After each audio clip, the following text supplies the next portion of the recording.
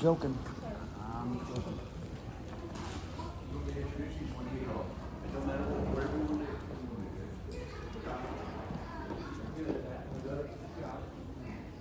Hey, Tom, ready to you out back to Ball and told. Hey buddy, you still coming?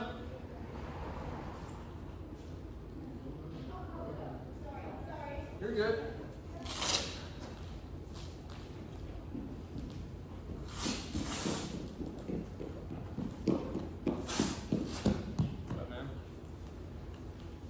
Okay, so we got these two guys coming in today because we don't work a ton on exclusively just boxing.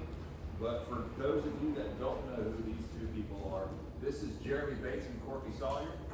They're two OGs from around this area. Corky's been training boxers for decades. Jeremy's been boxing for. I don't know, how many fights have you had total? About 120 something. A lot of experience in the room.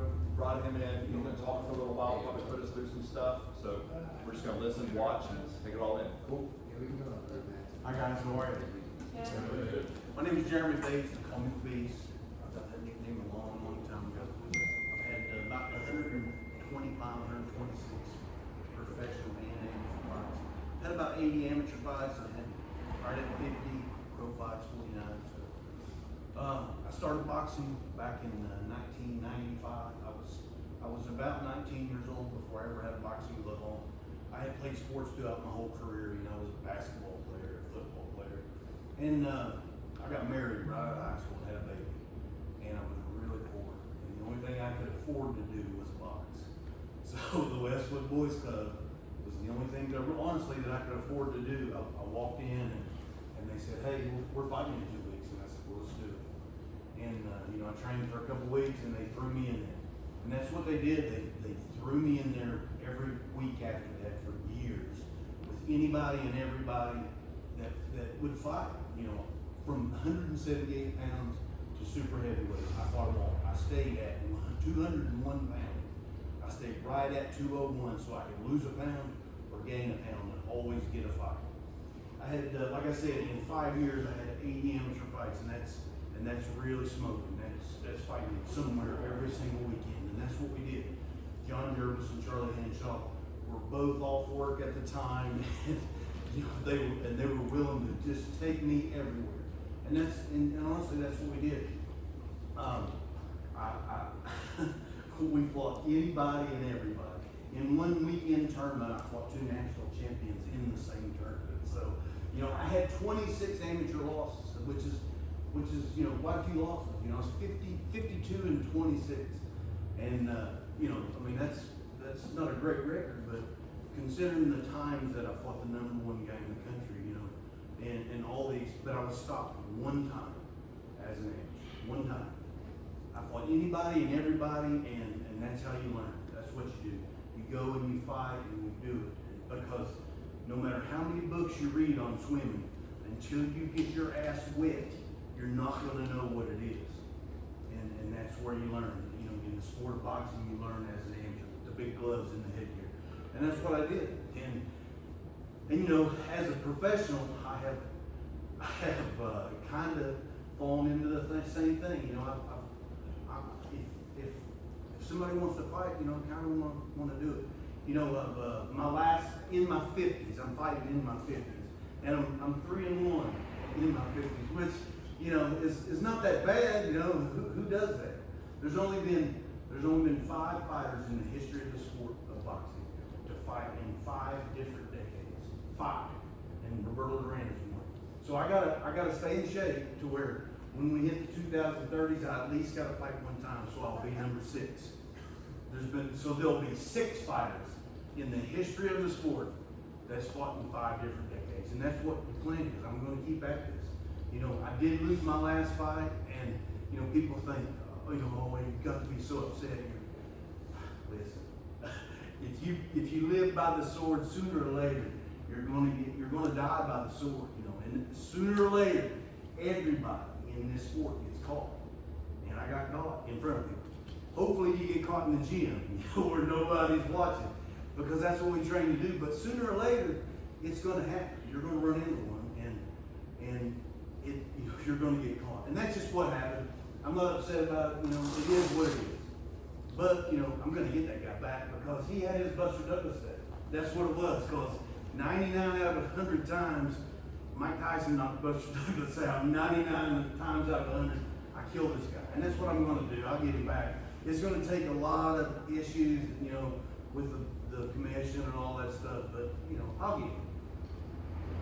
When I turned professional, I was with my people, you know, that had turned me amateur, and I realized that they didn't, professional boxing and amateur boxing is not the same.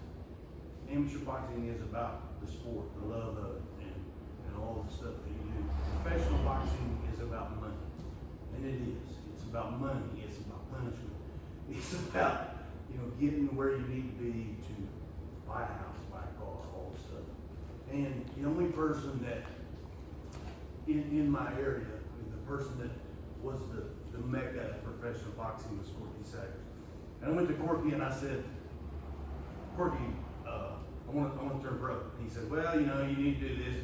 And I'm like, well, that's not, like, you're crazy. So I went back and I turned pro with my guys, and it just didn't work out. You know, it didn't. I knocked my first guy out. You know, I thought, well, I'm the best in the world. I'm the best there is. I was just a complete diva as a fighter. I mean, absolute nightmare. I was.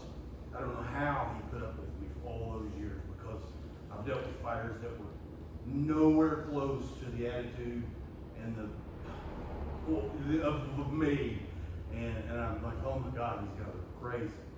But I fought my second pro fight, and they threw me in with a guy who, these same guys, you know, my amateur fighters, they threw me in with a guy who had 50 pro fights in my second fight, and he beat me on points, and I was just devastated. And I went back and I told Corky, I said, look, you know, this is what happened. He said, I told you, this is what you need to do, this is what, you know. And I said, Well, well, it was two different sports, amateur boxing and professional fighting. As crazy as it sounds, it was two different sports, and he didn't get that in the beginning. it absolutely is. It is two different sports. And he said, you know, you're welcome to come, and we can do this, and we can do that. And I said, okay, let's do this. So I go into the gym, you know, with all I was trained old school, you know, these old school guys, these 80-year-old guys that have been boxing 50 years, they taught me how to do it. So every day I'd go in, I'd run 3 miles. Then I'd come, I'd jump rope. And then I'd come, I'd wrap my hands for a half hour, because that's what people do. And then I'd shadow box for 4 rounds. And then I'd hit the bag. And then I'd grab a couple rounds on the mitts, and then I'd hit the speed bag, and then I'd go home. So every boxing workout in an old school boxing gym is about 2.5 to 3 hours. I mean, it is every day. So I walk into Corky's gym, and I say, hey, this is what are we gonna do? And he says, okay, you know, we're gonna do this, and we're gonna take you back here, and I'm gonna show you some of this stuff.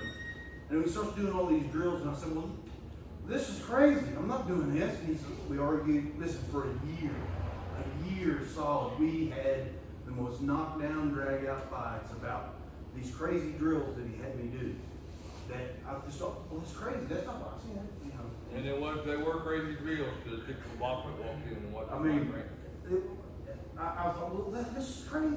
And so we fought, and we fought, and we fought. And we handled it out to where we figured out what really worked, you know, because some of the stuff you know, I seen in sparring and seen in the things that I'm doing, it really worked, you know. And you see that when you know, when somebody's punching you in the face and you're figuring stuff out, you know, things click, you know, wow, that is right. I can understand this. So for a year solid, it was a complete fight, you know, because like I said, I was a diva. I believed what I believed, and nobody was changing it. And we worked it out, and the things that he taught, we had this system that we've done for. I'm in my 50s. You guys, you know, and I'm still competing with, you know, 25 and 30-year-old guys. I mean, that something works. You understand? I mean, you know, I know you guys are here now in your 20s and 30s, and, you know, maybe teens or whatever. You know, you probably can't even fathom 50 years old. You know, and I mean, it works. So, what I'd like to do with some of you guys today, I'd like to show you guys some stuff. You know, basically, we want to do things the right way. But I wanna show you some drills to where you can use these drills to get into shape, because if, you know, when you're in a fight and you're fighting somebody, you know, have you ever been so tired that you can't raise your hands? Have you ever felt that? Has anybody ever been in a fight and think, damn, I don't know if I can raise my hands anymore. I don't even want to get out of the way of the punch anymore. It's easier just to stand here and let him hit me than to try to move. That's how tired that I've been in there. When you understand that, you know what I mean? It's not necessarily, you know, what you do in the gym. It's the reason that you get as tired as you do. It's the pace. You know, you can go out and run 20 miles. Anybody can. You know, sprinter. You know, imagine a sprinter going out and trying to run 20 miles. You can't do it. That's the thing about boxing. It's somebody else is pushing their pace against you. It's not. You can go out and you can, like, anybody here, I'm sure, can go and hit this bag for 3 minutes solid. You can look pretty doing it. Pow, pow, pow. Just work. But when you add someone else's pace in there, that's where fatigue sets in. When I push you, when I'm pushing, when somebody's pushing you, that's where your mind says, oh, what the hell's going on here? And you know, you don't know whether to sprint or to just jog, or, you know, the pace is what makes us tired. It's not the physical activity of doing it, or because we can come in and spar 10 rounds every day. It's like, has anybody ever come in and you sparred with somebody who's not nearly as skilled as you are? You understand how you can just go easy. It seems like you can spar forever. You guys know what I mean? And that's because they don't know how to push the pace. They don't know how to push you because they're just trying to figure out what you're doing. You know, when someone knows enough about boxing to push you, you know, then you have to worry about making. He's making me move here. He's making me do this. He's making me do that. That's the reason that we get it. That's the reason that somebody gets tired. It's not the activity of doing it, because we can hit the bag for 10 rounds, 20 rounds, whatever. When Seth first started coming to me, you know, MMA guys, they're always the same. Squared up, they're squared, they're here, they're straight up, you know, they throw straight punches, you know, they'll throw a couple of bigs. I had my way with Seth. You know, Seth, you want to go 10 rounds, whatever you want to go. So I started telling Seth little things, you know, Seth, you gotta get more narrow. You gotta drop your back foot. You gotta be long with the jab, you know. And it really screwed me, because after a while, Seth started pushing me, you know, I was like, God, and Corky's always saying, now they need to go 3 or 4 more rounds. I'm like, Jesus Christ, I don't need no more rounds. you know, and being that old school, you know, Corky, one of the things that I forgot to mention, Corky was dead set against sparring. Used to be sparred every single day. And that's not healthy. It's not healthy. You know, I probably lost millions of brain cells over those first 5-6 years of boxing, because, you know, you sparred every single day, taking punches. And that's why if you ever seen like a Philadelphia fighter, they can't tie their shoes. They have to walk on the heels, and they all slur the words, man, because they come in, they beat the shit out of each other every single day. And that's not good. That's not what we do. You need to spar 1 or 2 times a week, you know, work on stuff, you know, get in there with somebody. Every now and then, you know, you'll get in there with somebody, and both of you will, you know, you'll draw that line, and you'll try to go. Because that's just what it is. That's what we do. But, you know, for the most part, you should get in there and you should work. You know, work on, hey, I'm gonna use a jab. I'm gonna move. I'm gonna do this. I'm gonna do that. And you know, even in sparring with, you know, it should be. There's no such thing as a light sparring, because it's not. Now, if you catch somebody and you know you do, you back off. You don't hit them more than, you know, a couple times. But you know, you're going. You know, I don't want nobody sparring with me that's not trying. I don't want light sport. I don't need your light sport. I don't need nobody. Don't ease up on me, none. I mean, if you catch me and you see me hurt or something, don't try to kill me, because that's, you know, we're in the gym. But, you know, we're here to fight, and we're fighting. That's what we're doing. So come on, you know. And you know, we're working. You know, we got coaches. We got people that'll tell us what to do. But, you know, we don't play boxing, never. Not in the gym, not in nothing. So when you go, you know, you're going. you know, if I'm working my jab, I'm sticking you with the jab. You know, whop! You know, I mean, I might not throw 8 punches in a row. I'm not trying to kill you, but with my jab, when I'm working my jab, I'm trying to take your head off with my jab. And that's what I'm doing, because that's what you do. That's the sport. Nobody is going to play boxing with you, no matter where you go. You know? So when you do what you do, you do it. That's kind of confusing. So I'd like for you guys to, you know, glove up, wrap up a little bit, and you know, I'll work on a couple things with you. I'll show you some stuff, and then you know, we'll see what you're thinking. And but Corky, you got anything to say? Thank you guys for being here. Number one, to have us. What are you talking about, the old school stuff? I'm definitely old school with new technique. When I was training, my trainer said, "You're gonna give me 6 rounds on the bag." He would sit after and talk to somebody, smoke a cigarette, and talk about fishing somewhere. He didn't know if I gave him 4, 5, or 6. And out of the 6 they told me to give him, did I give him the bag or I just powder something? What I brought to this area was sprinting, no rope jumping. God can never see it. I jumping rope for 15 pounds, run anything. Mine was sprinting up as steep as heels I had with a weighted jacket, with weighted gloves. I also always train my boxers with gloves. I made them run on the treadmill with gloves, which means I had to sit behind them and always pump the button for faster, more incline, but they had their gloves on. And they always would be said, "Why are we?" I said, "Do you fight with gloves?" "Yes, sir." I said, "Then we run with gloves." So that was a big concept for me. The thing that really eliminated was feedback work. It draws girls' attention, but it don't help get the other guy at all. You never hit a guy like that. And if you notice in bag work, pop, pop, pop, pop, pop, pop, pop. You got rid of that. You got rid of all the jump rope. I tried to train outside and set up a training facility outside so you get a little bit of that air rather than breathing the same air as all the rest of the boxers all the time. So getting rid of the speed bag, getting rid of the jump ropes, and getting rid of the 5-mile runs and 4 mile. How far do you run the west of here? 3 miles every day. I got rid of all that. Unless we had a 10 or 12 round fight coming up, I gave them very little of that. I just put a weighted vest on them and had them run a heel a little bit slower, but try to sprint. But unfortunately a little bit slower. But that 3 to 4 mile jog pace, to me, you don't fight it with pace. Why train that pace? So most of all my stuff come out of that same concept. Do what you do in the fight. Give 110% in practice, and you give 110%. Because you play the way you practice. I know you heard that. Then the sparring thing, sparring every day. I got in shape by sparring simply out of the technique of shutting up my coach. Sparring for me is the last 3 weeks, and you get a couple of days a week of sparring. Because you don't need your brain bashed around that much.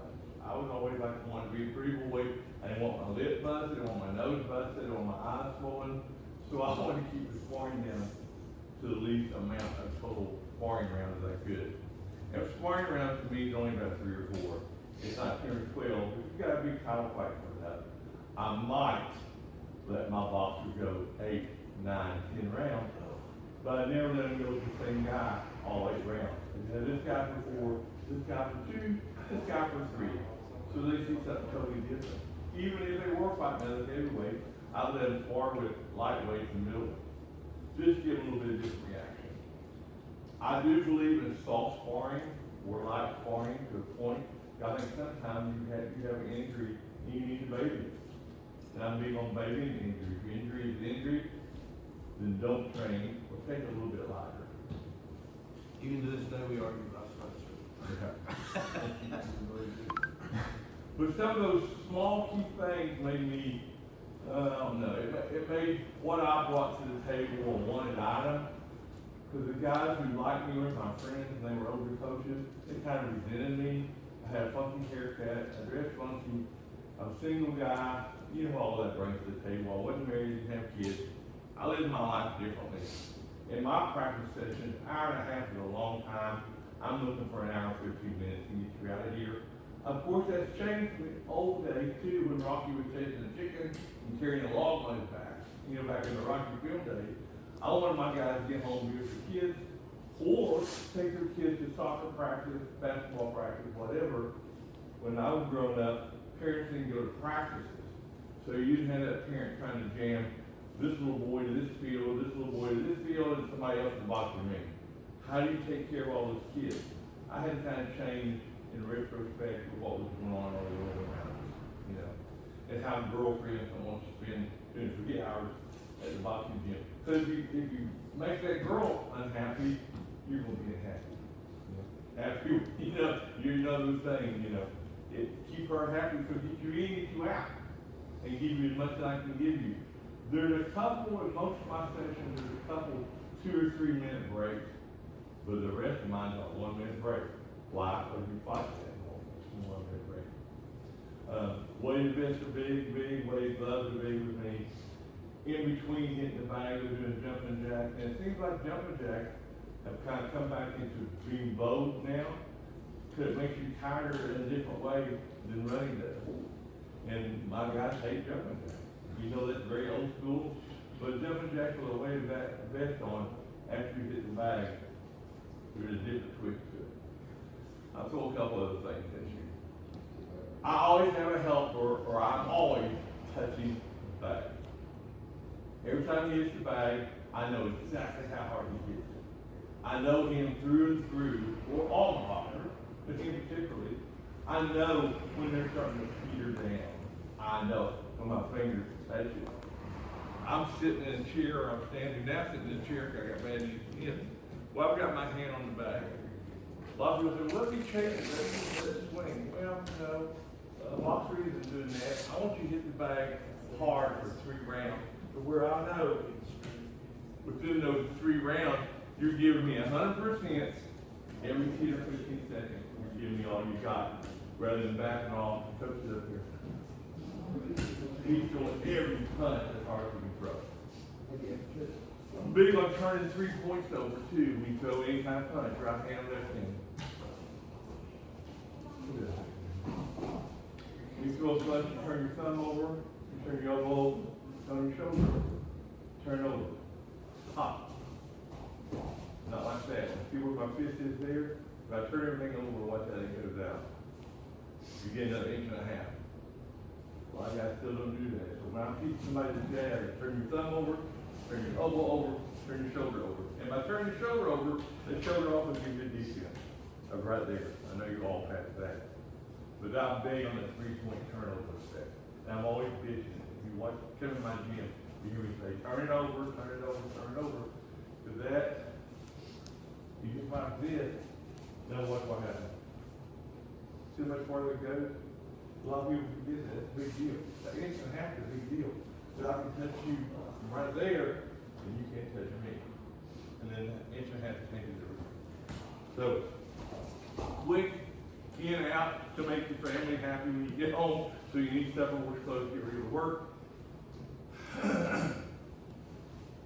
I want it to be real important that I leave you thinking, I don't try that.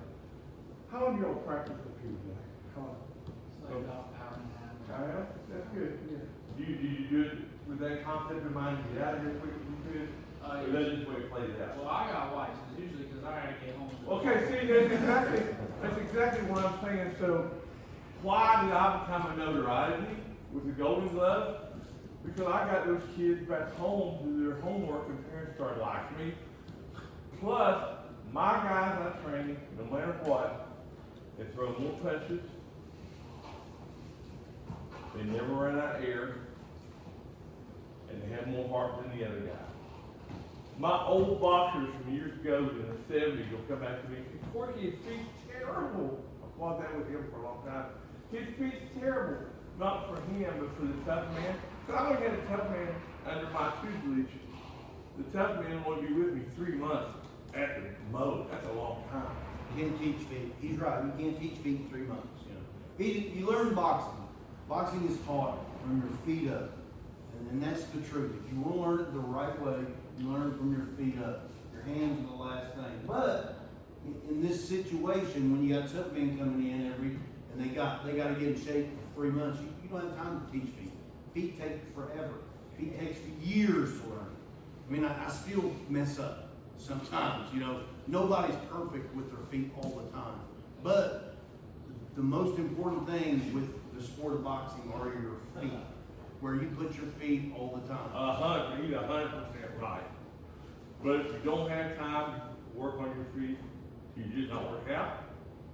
All my success and all my championships, and I've had more champions than anybody in the state, with tough man and professional fights. My professional fights, even though they've not won the world championship, I had one girl win. Nikki Eflon became a world champion. She fought Layla Ali and got stopped in the 8th round. But she was not me even pigeon toed.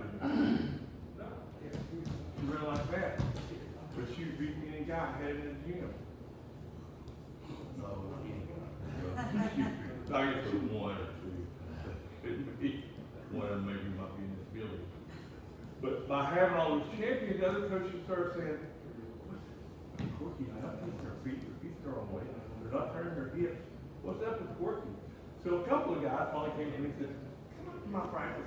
Well, of course, when I did, everything was so stupid, crazy on what I was having to do.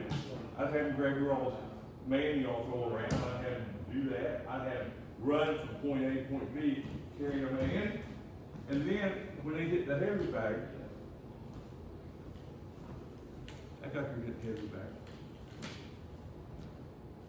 I do this to everybody. This is the worst drill the guys hate. Keep going. So you watch my leg and my arm.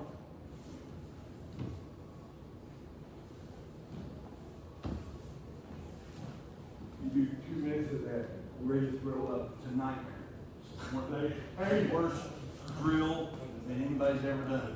But if you go to tough man, of course I'm talking about tough man a little more ain't golden glove. What you got? But you're not used to having, when you're hitting the bag by yourself, you're not used to it. They hated it. And then you get away from it and say, oh my God, you're ready. I hated it for the 15 seconds I just done. I hate it. It's awful. It's like the most terrible drill ever. But it works. It's legitimate. It's real. It's what After happens. the fight, literally I'll say 80% of every fight I ever trained come back and said, man, I hated it so much that drill you do. He said, that helped me. They would actually see in the ring, you got the guy laying on you who's not a good fighter, and you're not getting punches off. You're used to that, so they don't affect you.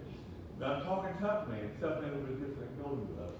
But still, the little kid I had win golden glove this year over there, I saw him the same way. His feet was terrible. His feet was like, but I didn't have time to teach his feet. Volume beats. Volume wins in boxing always. It doesn't matter. If you throw 100 punches around, you're probably going to win the round. There you go. 100% of the time. 99% of the time. If you throw 100 punches around every single round, 99% of the time, no matter who it is, you're probably going to win. No matter where your feet are. And no matter how it looks. Your conditioning, as you leave me, you will be in shape. If you fight for Corky, the other opponent knows that my guy is going to be in shape. And then the other thing is heart. I give you that much heart laying on you, and I swallow your sweat. You're spitting in my face. I got all this stinking stuff all over me from everybody's body odor. But as you leave me, you know I've changed you that night. So I always wondered why the MMA guys, and it all first started, because you gotta remember, in 77, I was coaching boxing in the area. 1977, and was always finishing kind of runner up in golden gloves with my guys, because VFW Coach 1064 just down the street here. They had guys that had been fighting since they're 8 years old, 9 years old, that size. All my guys kind of started at 14 or 15. So I thought, I'm never going to beat these guys. They've been training X amount of years. So I thought, if my guy throws more punches than that guy, no matter how ugly they are, we're not in this for a free award. We're in it to knock the guy out award. My guys would finish first or finish second. But my guys never finished third or fourth. And there's a reason for that. It's me trying to implement a new style training to the old coaches, the coaches that trained me. But I always went back and I told the story over and over. He was sitting down there to do 6 rounds. And he's talking funny. So you done, Corky? I got it, coach. Keep clueless. So that means a lot. Self-dedication to what you do. So also that sinks in any more than that, I'll just log your head with memories of who Corky Salyer was. But sprinting is huge, huge. Sprinting with some kind of weight on your hands and gloves. Do you run with gloves on up here? Do you all run together as a unit? We'll do some sprinting through like Or surgery. do you do it in the gym? I can recommend anything to you. When you do run, we get you a set of weighted gloves and run here with weighted gloves on. Make a big difference. And go sprint. That's big. When you're training downtown like this, it's tough, but at least put it down to sprints. Thank you guys for having me. Hope a little bit of that. Who you were thinking. Who's the guy? Who's the best shape guy here today? Hit this bag, show me some stuff. Who is it? Volunteer to Sean. Sean, so you can work 2 minutes on the bag, no problem, right? 2 minutes, 2 minutes, no issue, right? Yep. All right, let's go. And I want to show you guys a difference. We're gonna do two minute rounds on the bag. You got the time or you want to? No, I got my time. Okay. All right, you know, just a regular bag work. You're just Is working. Jeremy, you want to impersonate Corky? That's what he's gonna do. No, I'm not gonna do that. Just so you guys know, he's impersonating me. So everything he does is come from me. Are you ready? Or we're working. This is just a regular boxing gym bag workout. Go, time. This is 2 minutes. We're working. He's working. He's, you know, working the jab. Everything looks pretty good. Keeping his hands up. Working the body, moving around.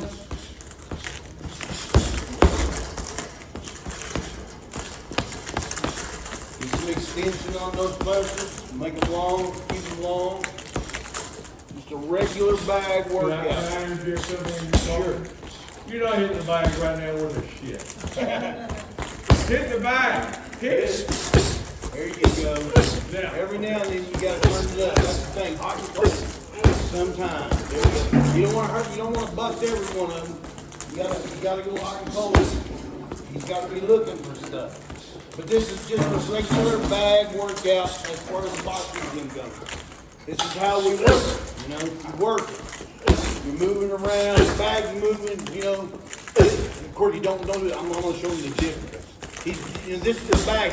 He's working the bag. He's moving the bag, moving. You know, so he's moving around the bag. That's how we do it in a boxing gym. I mean, we work the bag. We don't let the bag work us. We work it. We move around. We crank it here and there. There you go. Bust it sometimes, hot and cold. Sticking with it. Stiff jab here and Now there. he really hit the bag. Sticking with the jab. Long jab, long. Keep them long. 2 minutes. We're at 1:30 right now. He has zero issues. You see this? This is his speed. This is how he works. This is how he works the bag. He's not even breathing hard. The guy can do this 10 rounds.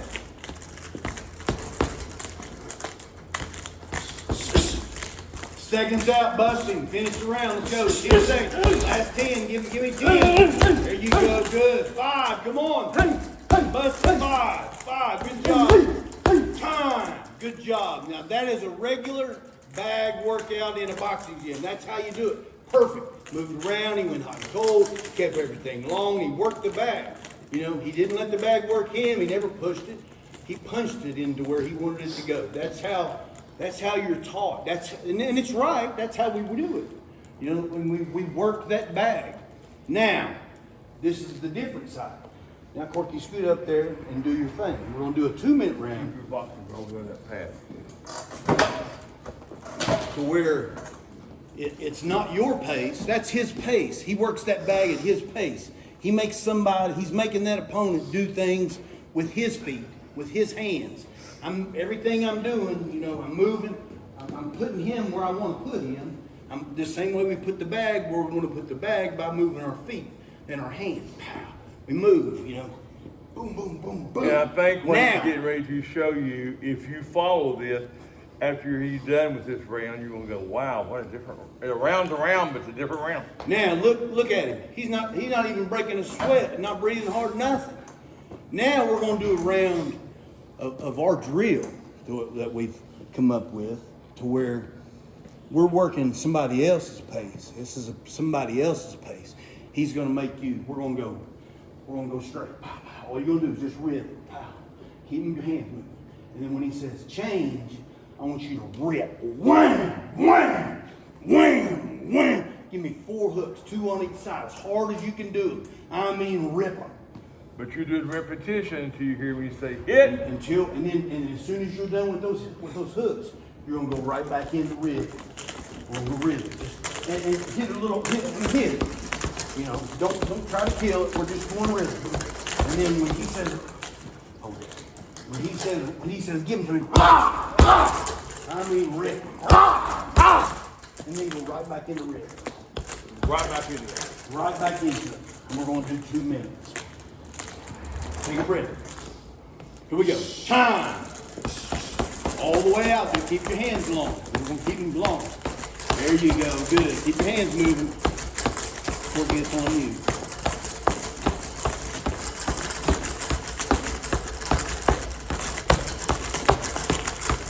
Back up 1.5 inches. And you're turning everything over. Turn your thumb over, elbow over, shoulder. There you go. Hit! Rip. Now 2 on the left, then 2 on the right, as hard as you can. Wah, wah. And then over. Back, Rhythm. good. Come on. Rhythm.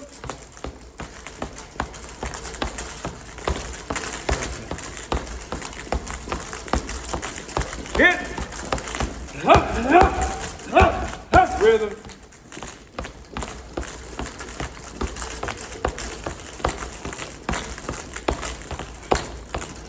Hit!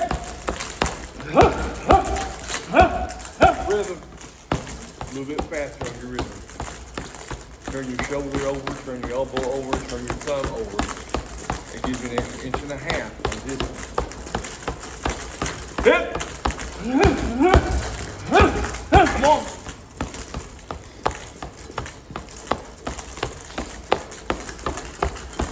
Hit! Hit!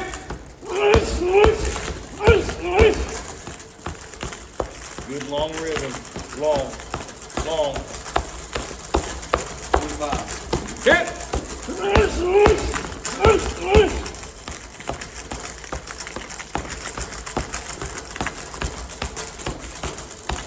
Got 3 hooks on each side like that. Time, 10 seconds. Hit!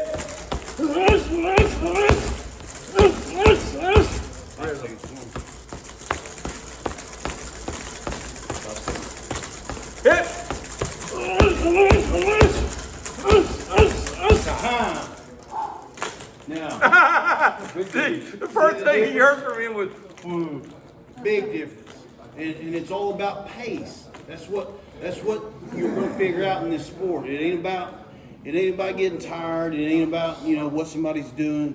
It's about what somebody's making you do and how they're interrupting your pace. Different. Big difference. See, well, look at his face. Everything's different about it. Look how he's breathing, and that's the difference, man. That's what we do. We come in and we do real life stuff every single day for an hour and 15 minutes, and we get the hell out of here. We don't spend 3 hours in the gym, wrapping your hands for a half hour and skipping rope, and then we don't do that. We come in, we bust our ass for an hour and 15 minutes, and we get out. And that's because Let me just step in for a second. that's what you're going to do in a fight. You're not going to come in and we're not going to. I'm going to play. I'm not going to do that. We're going. We're going for whatever it is, a half hour, and then we're going to go home. Watch how Jeremy answers this question. If you ask him now, the big difference there was he's being told what speed to work out rather than him mentally working on his own. Yeah. Do you agree with that, Jeremy? Absolutely. And that, even though he might not get mad at me, you're going, damn it, I'm doing so good. Hit! Yeah. And it changes you mentally and kind of, it does something to you, doesn't it? Oh, yeah. It's different because it's real. It's what we do. It's what happens in a fight. Nobody's going to come out, and that's I felt bad. I'm good. I'm glad. But I kept showing Seth things in the gym. I'm like, no, Seth, you need to do this. And he's 6'3", 6'4", man. He got to be where he was long. I'm like, God damn it, my bad. I'm sorry. I'm sorry about the language. But I'm like, God. I wasn't. I could at the beginning. I touched Seth whenever I wanted to touch him. I did whatever I wanted to do to him. Once we sparred 10, 12 times, and I said, no, you need to do this. You need to do this. He got to where he was tough. He was long, and I had to work to get in there. And that's the thing. That's what we do. We work to get there, and then when we get there, we take it. We work to get there. Pow, pow, pow. And then I'm here. I got to get. The thing I can say that matches the description of everyone that trains with Corky is you felt smothered. Yes. The entire time you spar with them, whether it's Ronnie or you, 100-pound difference, you feel smothered by their pace. And it's disrupting. You're not calling the shots. Yeah, I felt like I You was calling always the backing up. Always shots backing let up. you subconsciously you're resting because you're calling your own shots on when you want to speed up. When someone else is doing that, Yeah. you're going, oh man. If my hand wasn't bleeding, I'd show you the drill where Corky hangs on it. It's awful. I mean, it's work. Can you come and you just listen, when he's in this bag, when he starts to work, just hang on it. Just drape your arms over his arm, and I want you to throw. You don't have to crush it. You're not trying to kill the bag. You're not trying to kill this guy. Whatever. You're just throwing punches to the right, pow, pow, pow, straight. Anything you want to throw, but make sure they're tight and they're right. And do it for 1 minute. Don't toss him off of you. You imagine he's not there. Yeah, You you're just working now. Lay on his shoulders, Yep. and then rest your hands over his arms. Time. Work 2 hooks when you're working inside, because that's when you're going to do this. You're going to be inside when somebody's doing this.